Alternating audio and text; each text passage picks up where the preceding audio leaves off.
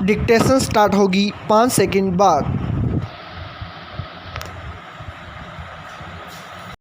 Yes, तंबाकू seven का बढ़ता चलन समूची दुनिया के सामने बड़ी चुनौती के रूप में सामने है। स्टॉप धूम्रपान और दूसरे तंबाकू उत्पादों का सेवन न केवल सेहत के लिए खतरा बनकर सामने आता है, बल्कि इनका सेवन करने वालों के साथ सरकारों के सामने भी आर्थिक चुनौती का सबब बनता है। स्टॉप भारत के लिए तो यह और भी बड़े खतरे की वजह है, क्योंकि मोटे अनुमान के अनुसार देश में हर साल 10 लाख से ज़्यादा मौतों की वजह धूम्रपान है। स्टॉप दुनिया की बात करें तो प्रतिवर्ष तंबाकू जनित रोगों से 80 लाख लोगों की मौत होती है। स्टॉप भय व चिंता की ऐसी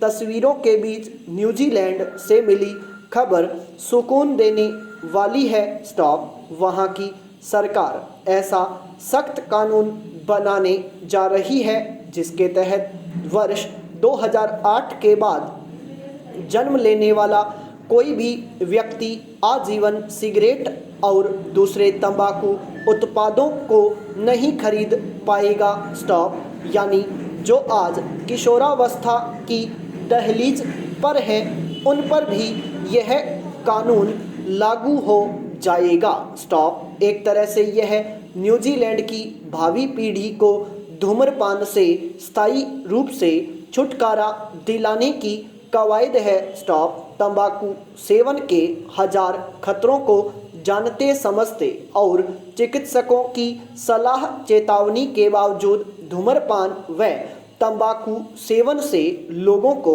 छुटकारा दिलाना कोई आसान काम नहीं है। स्टॉप न्यूजीलैंड की सरकार ने भी यह महसूस किया है कि नई पीढ़ी को धूम्रपान की लत से मुक्त किए बिना तंबाकू मुक्त देश का लक्ष्य पाना मुश्किल है। स्टॉप विशेषज्ञों के अनुसार धूम्रपान करने वालों में कोरोना संक्रमण का खतरा भी बना रहता है। स्टॉप यह बात भी सही है कि तंबाकू जनित बीमारियों के उपचार पर खर्च होने वाले संसाधन कोरोना महामारी जैसी बीमारियों के इलाज में काम आ सकते हैं। स्टॉप ऐसे में न्यूजीलैंड सरकार का यह कदम भारत समेत उन तमाम देशों के लिए नज़ीर बन सकता है, जहां बड़ी आबादी तंबाकू उत्पादों के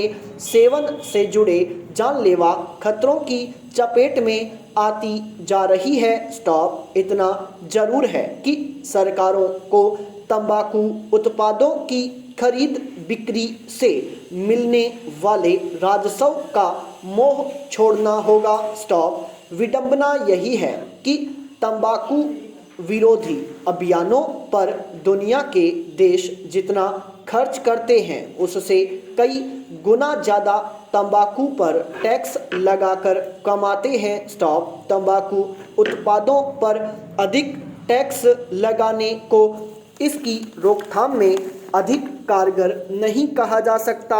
स्टॉप दुनिया में कैंसर को मौत का दूसरा सबसे बड़ा कारण माना जाता है और इसकी बड़ी वजह धूम्रपान व तंबाकू सेवन है। स्टॉप ऐसे में ज़रूरत इस बात की है कि सिगरेट समेत दूसरे उत्पादों की खरीद बिक्री को न केवल हतोत्साहित किया जाए, बल्कि धीरे धीरे तंबाकू मुक्ति की ओर कदम बढ़ाए जाएं। स्टॉप पैरा 9 नवंबर 2019 को तत्कालीन प्रधान न्यायाधीश रंजन गोगोई अपने सहकर्मियों जो कि अयोध्या मामले की सुनवाई वाली बेंच में उनके साथ थे को लेकर होटल ताज मानसिंह गए थे, जहां उन्होंने डिनर किया। स्टॉप भारत के पूर्व प्रधान न्यायाधीश और अब राज्यसभा सांसद रंजन गोगोई ने अपनी आत्मकथा जस्टिस फॉर द जज। एक आत्मकथा में अपने करियर के ऐसे ही बहुत से किस्से साझा किए हैं। स्टॉप। अयोध्या मामले में फैसला सुनाए जाने के ऐतिहासिक दिन को याद करते हुए गोगोई लिखते हैं, फैसला आने के बाद सेक्रेटरी जनरल ने अशोक चक्र के नीचे कोर्ट नंबर 1 के बाहर जजेस गैलरी में एक फ़ोटो सेशन आयोजित किया। स्टॉप। शाम को मैं अपने साथी न्यायाधीशों को डिनर के लिए होटल ताज मानसिंह ले गया। स्टॉप। वहाँ हमने चाइनीज़ व्यंजनों का आनंद उठाया और वहाँ उपलब्ध सबसे उम्दा वाइन साझा की। स्टॉप। सबसे बड़ा होने के नाते बिल का भुगतान मैंने किया। स्टॉप। गोगोई की अध्यक्षता वाली इस फैसले से जुड़ी संविधान पीठ में सीजेआई के लिए उस वक्त पदनामित न्यायाधीश एस.ए. बोबडे, डी.वाई. चंद्रचूड़, अशोक भूषण और एस. अब्दुल नजीर शामिल थे। स्टॉप। जस्टिस अकील कुरैशी को मध्य प्रदेश हाई कोर्ट का चीफ जस्टिस नियुक्त करने की सिफारिश वापस लेने और त्रिपुरा हाई कोर्ट का चीफ जस्टिस नियुक्त करने के लिए कॉलेजियम के फैसले पर गोगोई लिखते हैं कि संवैधानिक इकाइयों के बीच टकराव को रोकने के लिए ऐसा किया गया। स्टॉप। 10 मई 2019 को कॉलेजियम ने जस्टिस कुरैशी को मध्य प्रदेश हाई कोर्ट का चीफ जस्टिस नियुक्त करने की सिफारिश की थी। स्टॉप। 23 अगस्त 2019 को लिखे पत्र में कानून मंत्री ने इस सिफारिश पर केंद्र सरकार की आपत्ति से अवगत करवाया। स्टॉप। आपत्ति की वजह थी जस्टिस कुरैशी द्वारा कुछ मामलों में दिए गए नकारात्मक निर्णय। स्टॉप। अगर सरकार की आपत्ति सार्वजनिक हो जाती तो इससे किसी का कोई भला नहीं होता। स्टॉप। संयोगवश इसी साल सितंबर में जस्टिस कुरैशी का स्थानांतरण त्रिपुरा से राजस्थान हाई कोर्ट के चीफ जस्टिस पद पर हो गया। स्टॉप। बतौर सुप्रीम कोर्ट जज उनकी पदोन्नति के मुद्दे के चलते कॉलेजियम का कार्य संचालन देखा जाए तो 2 साल से अधिक समय तक अटका रहा। स्टॉप। पैरा।